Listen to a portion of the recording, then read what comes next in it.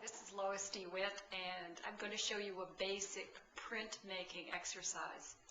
This is one of the first exercises that you would do if you were introducing yourself to printmaking or if you were in a basic printmaking class. And what it teaches you is how images are reversed in a print. When you print something, when you look at something before you print it, it's going to be a certain image.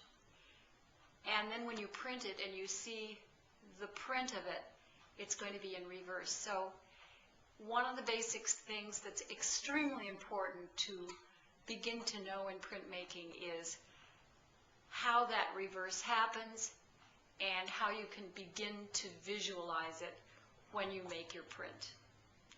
So I'm going to show you the materials that I have laid out on the table, and then we'll begin. Okay, so here's the table that I've set up.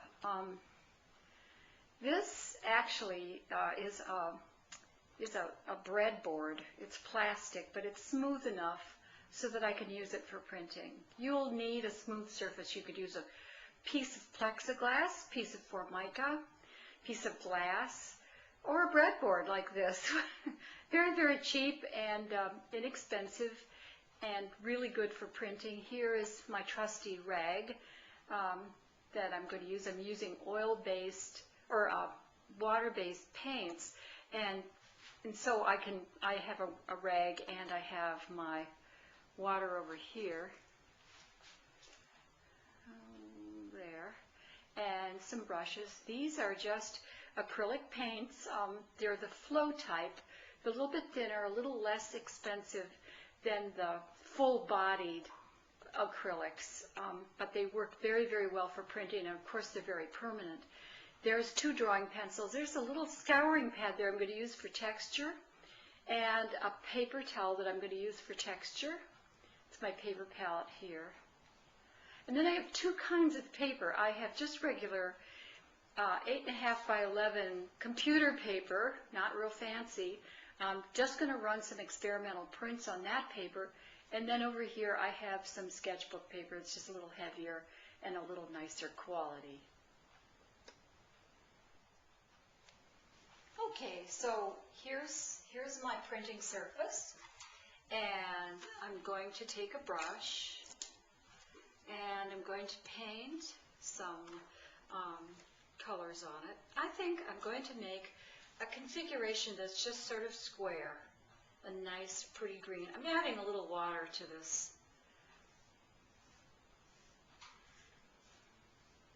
If you do this exercise, you can make a pattern, you can make a face, anything you want to, circle. Just feel free to paint whatever you like. Don't take too long because you don't want the paint to dry, because you're going to make a print of it. And then I'm taking some yellow and I'm just making some stripes in here now. This is really fun painting on a smooth surface like this.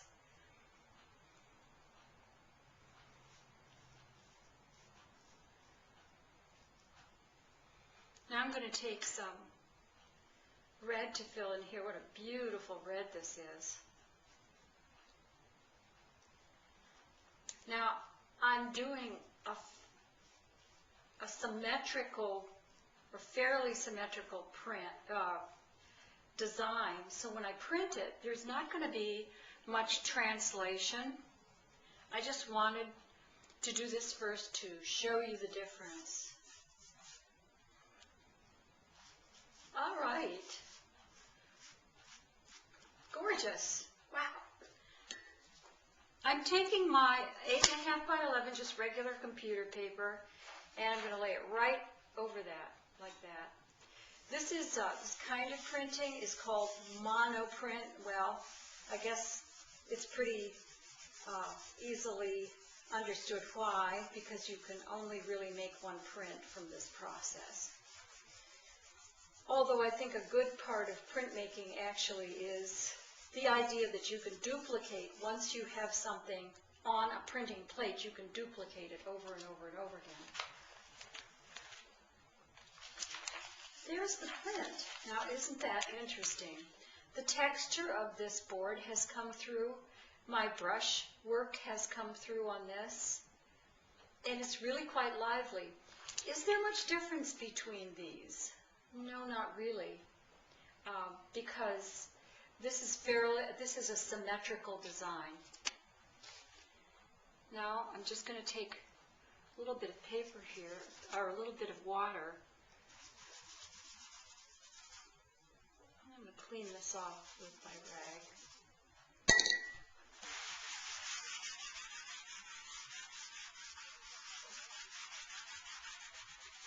If you use anything like a breadboard, keep in mind that acrylic paint is permanent. If you let it dry, you'll probably get a stain on it. So I don't really care about the surface.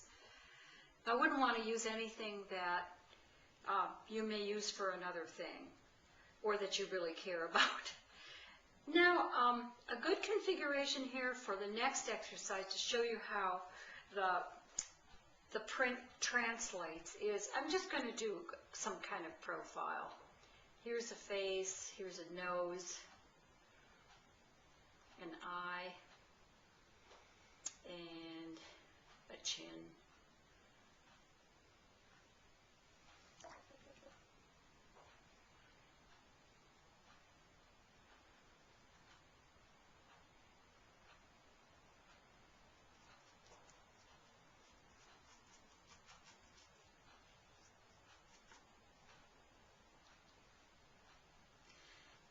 So I'll just fill this in like this. And like I say, prints can be very, very intricate, especially in engraving and woodblock. But in this case, we're just starting out, and it's really important to get the idea of how things work in reverse with printing. That's what I want to show you with this little exercise today.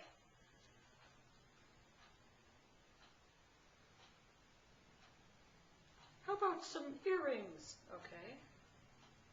There we are.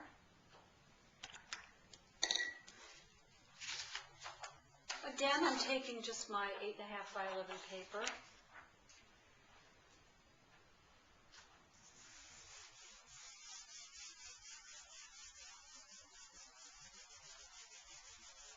Making sure that I get the full impression on this.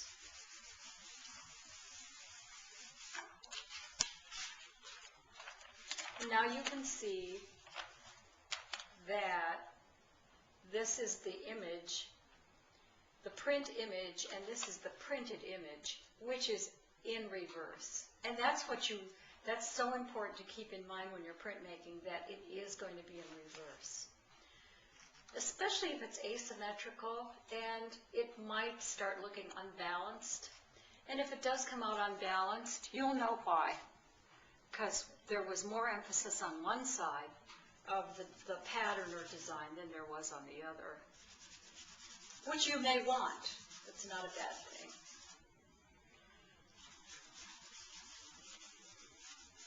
Okay, now for my last print, I'm going to use the sketchbook paper on this because it's going to be special. I'm going to show you a little bit of how to introduce texture into a print. I'm just going to make some sort of shape here. I don't really have any preconceived idea, obviously. Just putting these shapes down. I'm going to use a little more paint with this.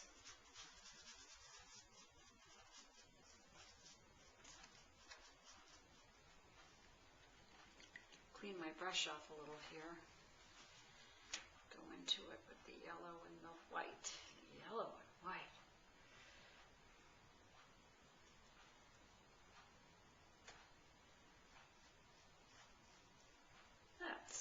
Look at those beautiful colors. Acrylic color is so beautiful, isn't it?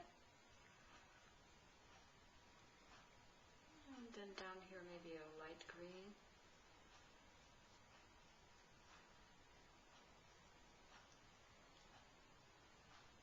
brushwork like this, if you are printing it, you can see it comes out really nicely in the print often. Now what I'm going to do, I have a drawing pencil here for the purpose of just kind of carving in a sort of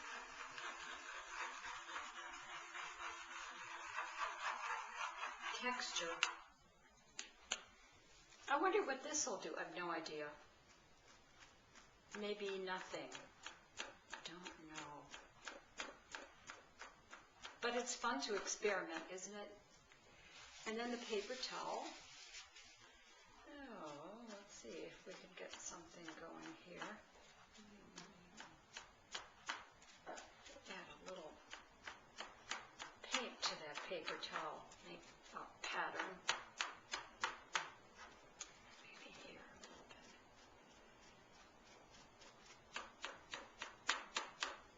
There's no end to the variety of textures you can. It's a lot of fun to experiment. Now let's see what we get out of this. This is the heavier sketchbook paper. Basically, I'm using this because I used a little more paint and I don't want all that wetness to soak through on the thinner paper and maybe tear it. So that's the only reason why I'm using this. Printmaking is so wonderful. It's such, you just never know what you're going to come up with. Well, okay, so there's the print. You can see that a lot of the pencil lines translated through. I don't know if that scouring pad was too effective. The blotting, the pattern, that was nice. And with a monoprint, I'm just going to show you one more thing. If you want to go in then and maybe draw in it, be careful because the paper is still wet.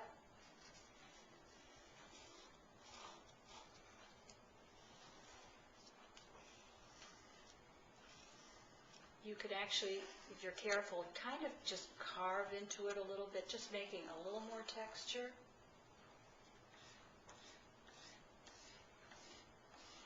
Maybe you'd like to try oil pastels in this, or a felt tip pen. There's any number of things that you could do. Get in a inspired mood. So that's basic, very, very basic printmaking. 3 examples of learning how to see the reverse and using some textures.